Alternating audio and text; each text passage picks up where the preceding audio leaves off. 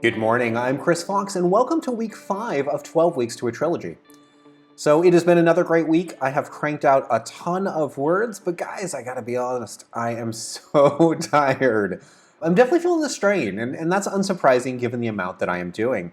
But I made a tremendous amount of progress, as you're gonna see when we jump into the recap section.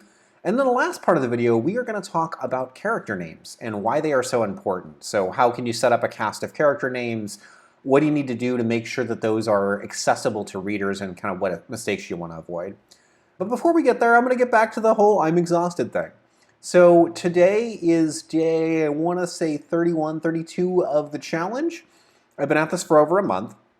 I have cranked out more words than I've done in a long time. I'm doing a lot of plotting, and I'm doing a lot of experimentation. So I'm sort of trying to tweak my schedule and tweak my process to be more efficient in how I create books.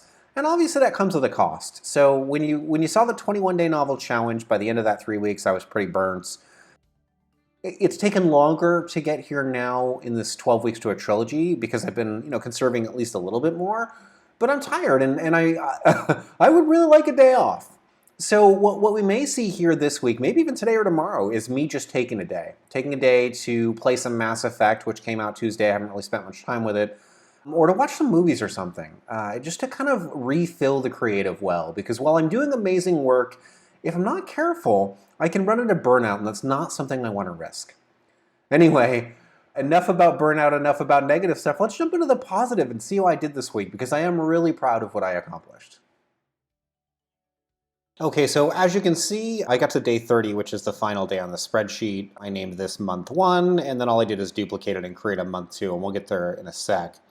So the last time you saw this spreadsheet, this was the last day, this 5,033 words, and I made some grandiose claims about what I was going to accomplish. And you can see that things went really well.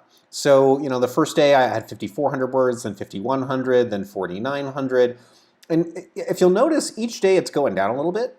Part of that is because I was tired, and part of it was because I'm burning through the outline that I've created. And the further in that I'm getting, the more I'm finding it just doesn't have enough detail. So this time around when I ran into that, I said, screw it. I'm taking a day to just outline. And this day where you see I've got the goose egg, even though I'd been doing well beforehand, I just stopped and I outlined the rest of the book. And I went through every chapter and I made sure that I was happy with it. And then I kept writing. And you can see here we are back up to 5,200 and now 5,013 on the last day. And that brings us to a close on the first month. And if you look at my total, I've got 90,578 words out of my targeted 100,000. So 90,000, it's almost a double nano for me. It's a lot of words. And during that time, like during this stretch of zeros in particular, I also was doing a lot of plotting. So despite the fact that I had real life issues where I had to fly to Maryland at the beginning of the month, and then I had dental appointments and I had, periods of time where I had to do a lot more plotting, I still managed to get 90,000 words down. And while that's a little bit short of my goal, the American school system, we have letter grades. And if you were looking at this as a letter grade, this would be an A-. So is it perfect? No, definitely isn't. Am I happy with it? Sure. If I do the same thing that I did in the first month during the second month, if I can duplicate this, I'm done. By the end of week 8, all of the words for this entire trilogy will have been written. So really making great progress and very happy with that. If you take a look at month 2, all I did was start over, you can see that the first day is terrible. And this is because I reached another point where I needed to do some plotting. So I did exactly one writing sprint and then I went full stop, do some outlining. I worked on the outline for book 2, polished it up, finished it. I'm very, very happy with where that outline sits and I doubt I'll make additional modifications. And then I jumped into outlining book 3. So that was what I did on this first day. I'm a little bit behind there. What you'll see today and tomorrow, if I don't take a day off, is I'm going to start just cranking the words again. And I have until close of business tomorrow to finish the manuscript for Hold the Line, which is book 2 in the series. And we'll go ahead and jump into that. Hold the line. You can see this looks quite a bit different than it did when we started. I'm all the way down here at the bottom of Act 2, the second gateway. This is the first writing sprint I'll be doing today. And then it's right into Act 3. And I've got 2 days to get through this Act 3. And I may not finish.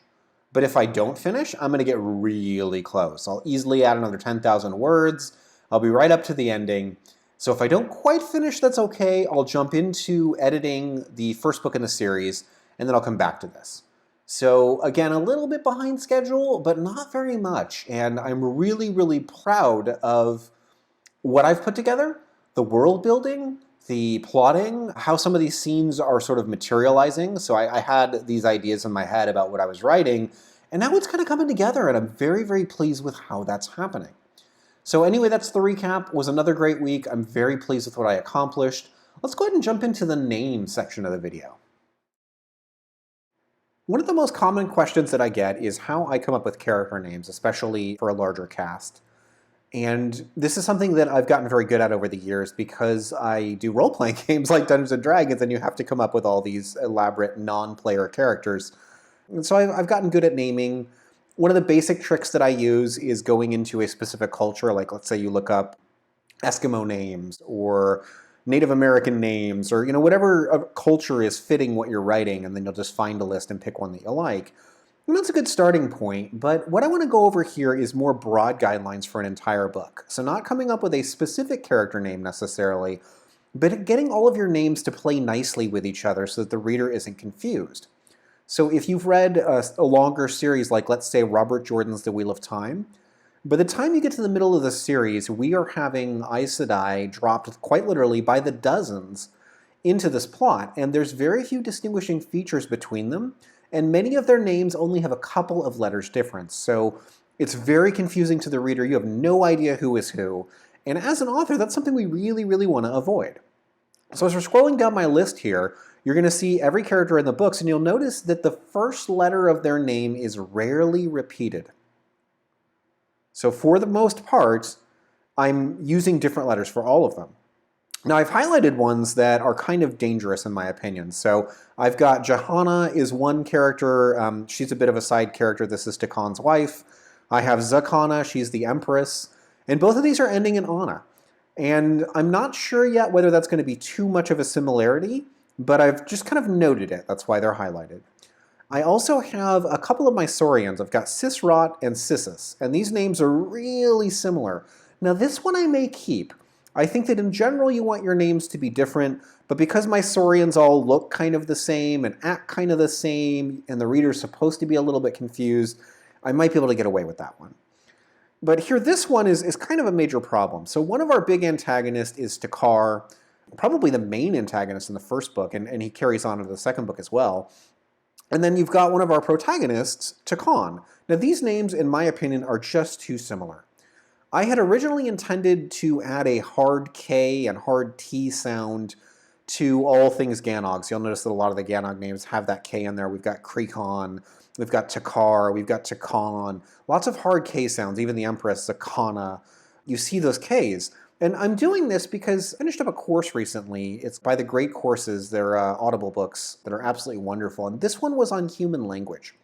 And so it traced human language going back many thousands of years all the way to the beginning.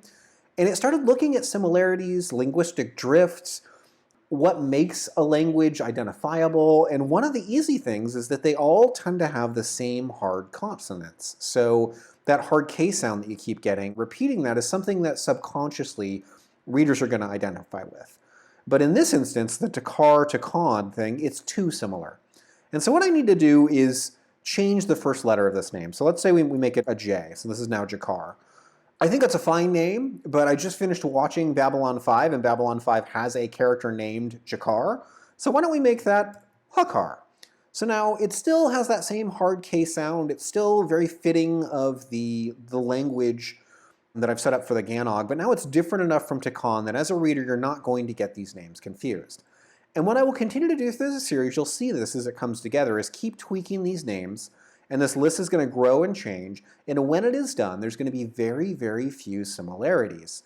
Yeah, so that's a constantly evolving way for you to be cognizant of the names in your novels. If you're writing a series especially, I recommend creating a master character list, and then gradually just looking down that list. Do any of these names look too similar? And if they do, change them before release. Because one of the complaints that I got early on for No Such Thing as Werewolves is I do have a few characters that are just a bit too similar.